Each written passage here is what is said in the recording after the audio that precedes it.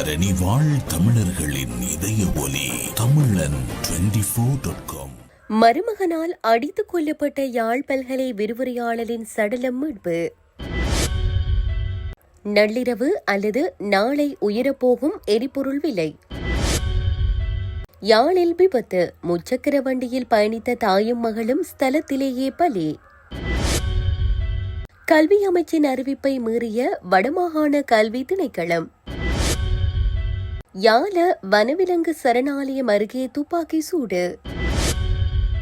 வட்டுக்கோட்டை வைத்தியசாலைக்கு முன்பாக வெடித்த போராட்டம். சுவிஸ் ஆஃப்ரிங்கன் நகரத்தில் குறைந்த விலையில் சிறந்த தரத்தில் உங்கள் வீட்டு தேவைகளுக்கான யாவும் ஒரே இடத்தில். Little Asia. இங்கே தாயகத்தில் இருந்து தரமான மரக்கறி, ஃப்ரெஷ்ஷான இறைச்சி, சுவையான மீன் வகைகள் மற்றும் ஆசிய, ஆப்பிரிக்க, தாய்லாந்தில் இருந்து இறக்குமதி செய்யப்பட்ட பலசரக்கு பொருட்கள் அனைத்தும் ஒரே கூரையின் கீழ். உங்கள் ஷாப்பிங்கை இனிமையாக்க 200க்கும் மேற்பட்ட கார் பார்க்கிங் வசதி. மேலும் ஹைவேயில் இருந்து வரும் 700 மீட்டர் தூரத்தில் மிக பிரம்மாண்டமான லிட்டில் ஏசியா எக்ஸோட்டிக் ஃபுட். இன்னும் என்ன யோசிக்கிறீங்க? இப்பவே வாங்க, கையோட அள்ளிட்டு போங்க.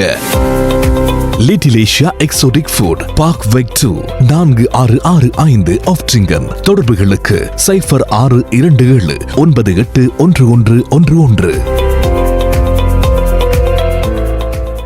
தொடர்பென விரிவான செய்திகள். யாழ்ப்பாண பல்கலைக்கழகத்தின் பெண் விரிவுரையாளர் ஒருவர் அவரது மகளின் கணவரால் கழுத்து நெரித்து கொலை செய்யப்பட்ட சம்பவம் நேற்று முன்தினம் இடம்பெற்றுள்ளது. இவ்வாறு கொலை செய்யப்பட்டவரது சடலம் தனங்களப்பு அருகுவழி பகுதியில் கண்டுபிடிக்கப்பட்டுள்ளது. கிளீபன் தயாளினி என்ற விரிவுரையாளரே இவ்வாறு படுகொலை செய்யப்பட்டுள்ளார்.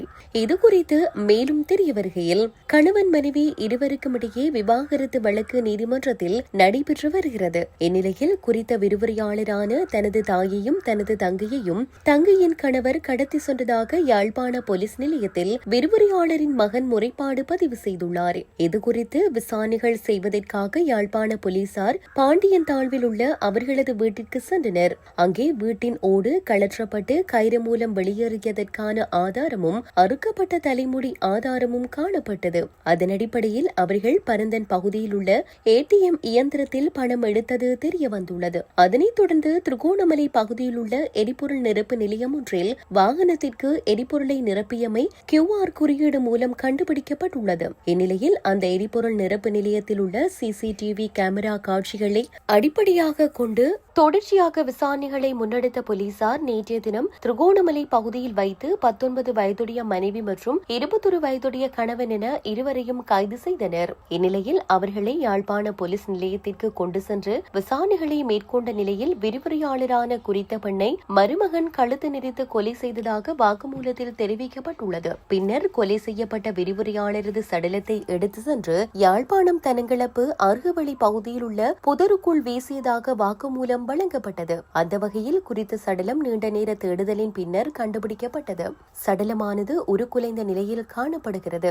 குறித்த பகுதி சாவகச்சேரி நீதிமன்ற எல்லைக்குள் காணப்படுவதால் சடலத்தை சாவகச்சேரி நீதிமன்ற பதில் நீதிவான் பார்வையிட்ட பின் உடற்கூற்று பரிசோதனைகளுக்காக யாழ்ப்பாணம் போதனா வைத்தியசாலைக்கு கொண்டு செல்லப்பட்டுள்ளதாக தெரிவிக்கப்படுகிறது.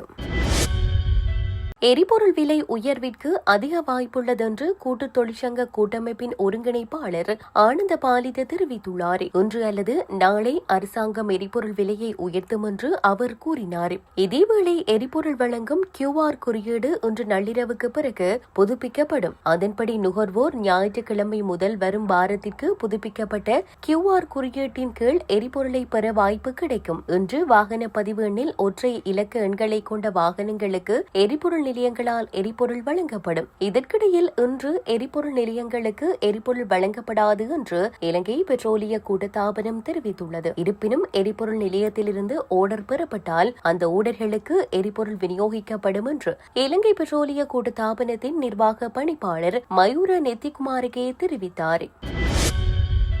யாழ்ப்பாணம் சாவகச்சேரி பகுதியில் இடம்பெற்ற வாகன விபத்தில் முச்சக்கர வண்டியில் பயணித்த தாயும் மகளும் சம்பவ இடத்திலேயே உயிரிழந்துள்ளனர். சாவகச்சேரி கனகம் புளியடி புத்தூர் வீதியில் இன்று காலை 8:30 மணியளவில் இந்த விபத்து இடம்பெற்றுள்ளது. புத்தூரில் இருந்து மீசாலை நோக்கி பயணித்த டிப்பர் வாகனமும் மீசாலையிலிருந்து மட்டுவில் நோக்கி பயணித்த முச்சக்கர வண்டியுமே நேருக்கு நேர் மோதி விபத்துக்குள்ளாகியுள்ளன. இந்த விபத்தின் போது முச்சக்கர வண்டியில் 4 பயணித்த நிலையில் தாயும் மகளும் சம்பவ இடத்திலேயே உயிரிழந்தனர். அத்துடன் முச்சக்கர வண்டியின் சாரதியும் அதில் பயணித்த மற்றொரு பெண்ணும் படுகாயமடைந்த நிலையில் வைத்தியசாலையில் அனுமதிக்கப்பட்டுள்ளனர். விபத்துடன் தொடர்புடைய டிப்பர் வாகனத்தின் சாரதி காவல்துறையினரால் கைது செய்யப்பட்டுள்ள நிலையில் விபத்து குறித்து சாவகச்சேரி காவல்துறையினர் மேலதிக விசாரணைகளை முன்னெடுத்து வருகின்றனர்.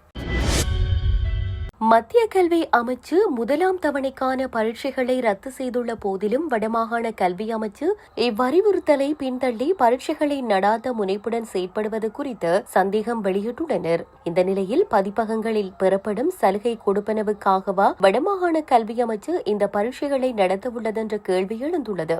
இதுகுறித்து மேலும் தெரிய வருகையில் கல்வி அமைச்சின் சுற்று நிருபம் ED 17-3-111 திகதி 2026-1-2 பந்தி 4.7 குறிப்பிட்டதற்கு அமைவாக தரம் 7 தொடக்கம் 11 வரையும் புதிய தரம் 6ற்கும் பரீட்சைகள் நடத்தப்படக்கூடாது என குறிப்பிடப்பட்டுள்ளது. எனினும் வடமாகாண கல்வி அமைச்சு 1ஆம் தவணை விஞ்ஞான பாட செயல்முறை பரீட்சை ஊடாகவும் தவணை பரீட்சை தொடர்பாக வெறுமனே கையொப்பமிடப்பட்ட நேரசூசி ஊடாகவும் பரீட்சைகள் நடாத்தப்பட உள்ளதாக அறிவித்துள்ளது.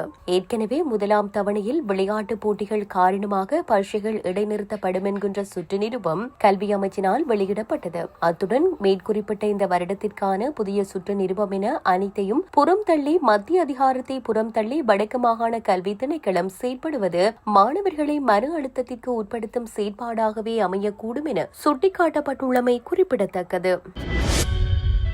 யாழ தேசிய பூங்காவில் உள்ள கிரிந்த பாபுவா வனவிலங்கு சோதனை சாவடி அருகே துப்பாக்கி சூடு நிகழ்ந்துள்ளது. இன்று காலை காரில் வந்த ஒரு குழுவினரால் இந்த துப்பாக்கி சூடு நடத்தப்பட்டதாக தெரிவிக்கப்பட்டுள்ளது. துப்பாக்கி சூடு குறித்த தகவலை தொடர்ந்து பாபுவா வனவிலங்கு சோதனை சாவடியில் பணியில் இருந்த அதிகாரிகள் சம்பவ இடத்திற்கு சென்றனர். துப்பாக்கி சூட்டை மேற்கொண்ட கார் தப்பி சென்றதாக காவல்துறை தெரிவித்துள்ளது. விலங்குகளை வேட்டையாடுவதற்காக இந்த துப்பாக்கி சூடு நடத்தப்பட்டிருக்கலாம் என காவல்துறை சந்தேகிக்கின்றது. தப்பி சென்ற கார் மற்றும் சந்தேக நபர்களை தேடும் நடவடிக்கைகளை கிரிந்த காவல்துறை தொடங்கியுள்ளது. மேலும் இது தொடர்பாக சுற்றியுள்ள காவல் நிலையங்களுக்கும் தகவல் தெரிவிக்க நடவடிக்கை எடுக்கப்பட்டுள்ளது. பல்வேறு கோரிக்கைகளை முன்வைத்து வட்டுக்கோட்டை பிரதேச வைத்தியசாலைக்கு முன்பாக மக்கள் இன்றைய தினம் அமைதி வழியிலான கவனஈர்ப்பு போராட்டம் ஒன்றை முன்னெடுத்துள்ளனர். அதன்போது குறித்த வைத்தியசாலையில் ஏராளமான கட்டடங்கள் காணப்படுவதாகவும் ஆனால் வைத்தியர்கள் இருவரே கடமை செய்வதாகவும் ஒரு தாதியர் கூட வைத்தியசாலைக்கு நியமிக்கப்படவில்லை என்றும் குற்றம் சாட்டப்பட்டுள்ளது. அத்தோடு கடந்த காலங்களில் வைத்தியசாலையில் 24 மணி நேர சேவை இடம்பெற்றதாகவும் நோயாளர் விடுதி இயங்கியதாகவும் தற்போது அது நிறுத்தப்பட்டதாகவும் குறித்த வைத்தியசாலையின் நோயாளர் காவு வண்டி காரிநகர் வைத்தியசாலைக்கு தற்காலிகமாக வழங்கப்பட்டிருப்பதாகவும் தெரிவிக்கப்பட்டுள்ளது. எனவே மேற்குறித்த பிரச்சினைகளுக்கு உடனடியாக தீர்வினை வழங்குமாறு கோரியே இந்த போராட்டமானது முன்னெடுக்கப்பட்டுள்ளது. இந்த நிலையில் போராட்டக்காரர்கள் வைத்தியசாலையை தரம் உயர்த்துங்கள், விடுதி இயங்கும் வைத்தியசாலையாக இந்த வைத்தியசாலை தொழிற்பட வேண்டும், மக்களின் ஆரோக்கியம் எங்கள் உரிமை, சுகாதார சேவைகள் அரசின் கடமை, நோயாளிகளின் உயிர் முக்கியம், வட்டுக்கோட்டை வைத்தியசாலையை புறக்கணிக்க கூடாது, மருத்துவ சேவையில் குறைபாடு வேண்டாம், வைத்தியசாலையில் இடைநிறுத்தப்பட்ட கட்டட வேலைகளுக்கு நிதியை வழங்க உள்ளிட்ட வாசகங்கள் எழுதப்பட்ட பதாகைகளை ஏந்தி போராட்டத்தில் ஈடுபட்டுள்ளனர்.